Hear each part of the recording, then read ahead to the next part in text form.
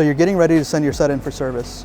After you fill out the overhaul service form located on our website, what you're going to want to do is carefully package the coilovers to ensure they get to us here in Virginia in one piece.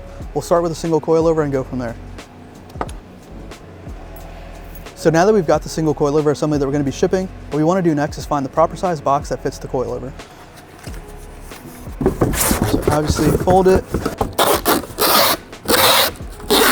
Once you've got the box assembled, just go ahead and confirm that the coilover does fit, and it fits in there with some extra room as well. So now that we confirmed that the coilover does fit in the box, what we're going to want to do next is put bubble wrap on the coilover and add peanuts into the box for some added protection.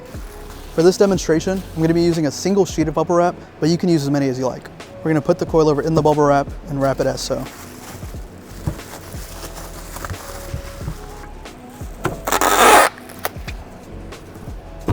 Now that we've got the packing material in the box and the coilover fully wrapped, we're going to go ahead and set the coilover inside and fill up the box the rest of the way.